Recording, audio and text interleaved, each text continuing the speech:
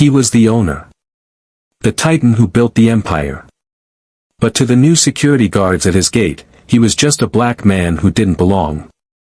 They saw the casual clothes, the unassuming car, and they made a judgment. A judgment that would echo through their careers. They blocked him. They questioned him. And they threatened to call the police on the very man who signed their paychecks. What they didn't know, what they couldn't comprehend in their moment of prejudice, was that they were making the biggest mistake of their lives. Because in the next 10 minutes, with a chilling calm more powerful than any shout, he would fire every single one of them. This isn't just a story about a gate. It's about the deep-seated bias that lingers in the shadows of success. And the quiet, earth-shattering power of accountability. It starts on a Tuesday. The kind of day that tests a man. For the CEO, let's call him Mr. Evans, the day had been a crucible. It started before dawn, a transatlantic call to close a deal teetering on the brink. It moved to a boardroom where he navigated egos with surgical precision. He had built Mercer Holdings from a dream on a napkin into a global conglomerate. He had shattered ceilings, earning his place in rooms where, a generation ago, someone who looked like him would only have served the coffee. But the weight of that constant battle, being twice as good to get half as far, was a silent tax on his soul. By the time he left the gleaming tower that bore his name, he was exhausted. The crisp suit felt like a cage. He drove to his private gym. A sanctuary. He changed into a simple gray sweatshirt, worn in shorts, comfortable sneakers.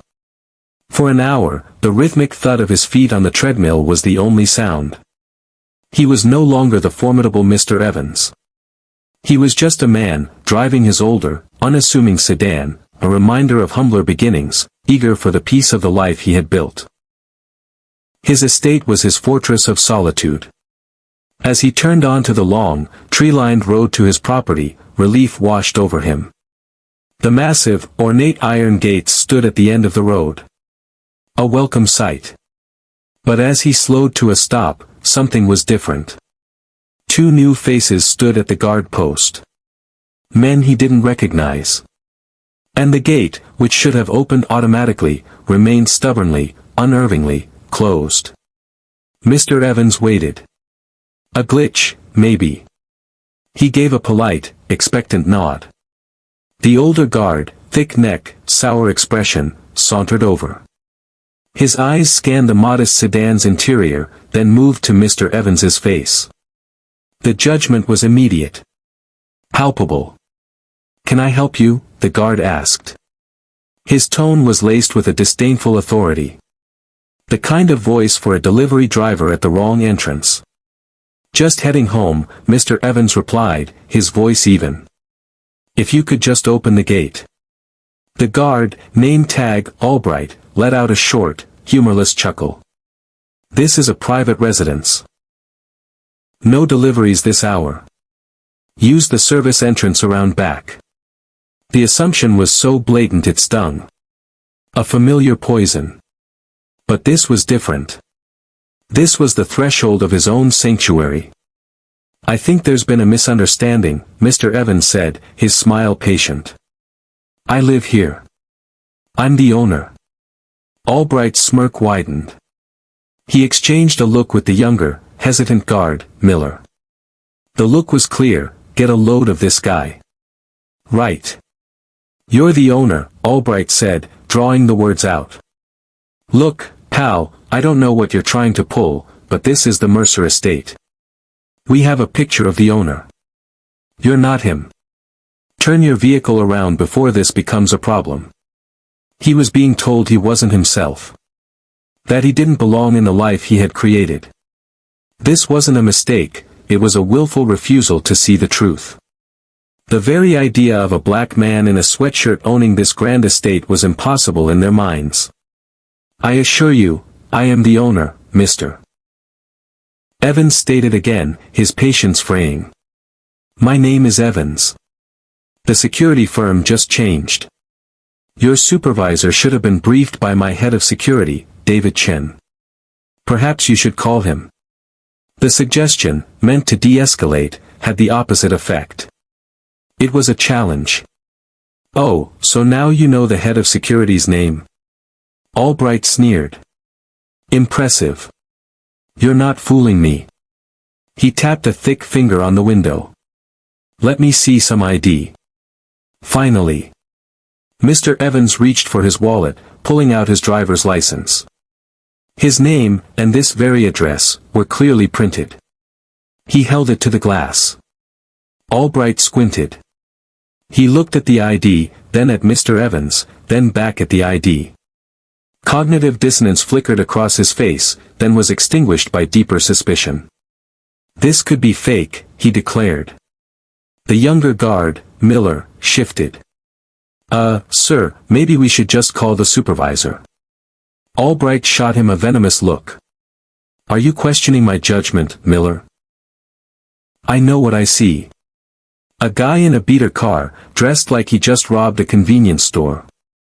We're handling this."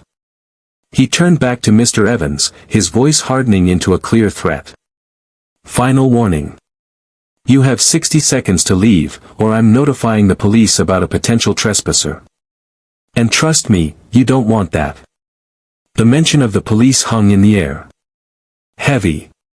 Menacing. Mr. Evans knew exactly what that meant. How quickly a situation like this could spiral. His success, his wealth, none of it would matter to an officer responding to a call with a preformed narrative of threat. It was then that the patient facade cracked. Not with anger, but with a profound, bone-deep weariness. He'd spent his life proving people like Albright wrong. And here he was, at his own gate, being treated like a criminal. Albright, emboldened, pulled out his radio. "Dispatch, this is Unit 1 at the Mercer estate. We have a code 7, suspicious individual refusing to vacate. Requesting police assistance." As Albright spoke, a shift occurred within Mr. Evans. The frustration receded, replaced by cold, hard clarity. The focus of a commander assessing a battlefield. He was no longer a tired man. He was the CEO of Mercer Holdings, and this was his problem to solve. He looked at Albright, chest puffed out, a triumphant glint in his eye. He looked at Miller, now avoiding eye contact. They had made their choice. Mr. Evans slowly, deliberately, reached for his cell phone. "What do you think you're doing?" Albright barked, his hand moving toward his holstered weapon. "Put the phone down, now." Mr. Evans ignored him. His movements were unhurried. He unlocked his phone and pressed a single name, David Chen. The phone rang once. Twice. A crisp, professional voice answered. "Mr. Evans? Is everything all right?" Mr. Evans held the phone to his ear, his eyes locked on Albright. He spoke in a low, measured tone. A voice of pure command. "David," he began, "I'm at the front gate of the estate." He paused. Albright's smugness began to curdle into confusion. "There seems to be an issue with the new security team," Mr. Evans continued, his voice like a frozen lake. "Prestige Secure Solutions. They are refusing me entry to my own home." On the other end, David Chen would have processed this in a nanosecond. "I'm on my way, sir. 5 minutes out." "Thank you, David," Mr. Evans said. Then, he delivered the final, devastating blow. His voice dropped to a whisper of unadulterated authority. "And David, one more thing. I want them gone. Not reassigned. Not reprimanded. Fired. Every single one of them. The contract with Prestige Secure Solutions is terminated, effective immediately. I want their personnel off my property in the next 15 minutes. Is that understood?" There was no hesitation. "Understood, sir." 15 minutes. Mr. Evans ended the call. He placed the phone back on the console. Folded his hands. And waited. The entire call had taken less than a minute. Albright stared, his face a mask of disbelief. "Who was that?" he demanded, his voice now trembling with uncertainty. "Was that a threat?" Mr. Evans didn't answer. He just held the guard's gaze. The power dynamic had shifted. Seismically. Miller looked pale. The dawning horror crept into his expression. The calm demeanor. The name David Chen. The chilling authority in that call. They hadn't just stopped a trespasser. They had blocked the king from his own castle. And they had just been fired by a ghost on the telephone. The next 5 minutes passed in a thick, heavy silence. Albright muttered about empty threats, but his heart wasn't in it. The unwavering gaze from the car was unnerving. It was the look of a man who had already won. And then, they arrived. First, a low hum. Then headlights cut through the twilight. Two sleek, black SUVs swept up the road and came to a silent stop behind Mr. Evans's sedan. David Chen emerged. Immaculate in a tailored suit, his movements precise. He was followed by two other men, looking like executives ready to handle any situation with ruthless efficiency. Chen walked past Mr. Evans's car, giving a subtle, respectful dip of his head. He didn't need to ask what happened. He walked directly to Albright and Miller. "Gentlemen," Chen said, his voice quiet but carrying an unmistakable air of finality. "I am David Chen, head of security for Mr. Evans."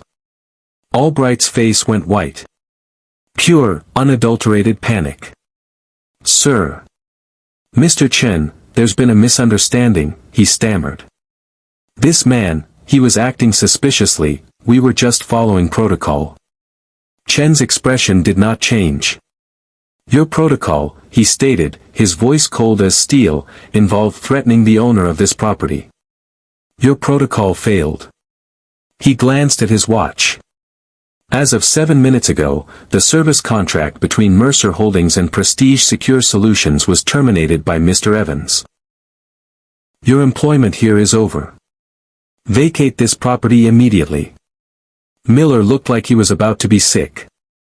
Albright tried one last, desperate gambit. You can't do that. Our supervisor.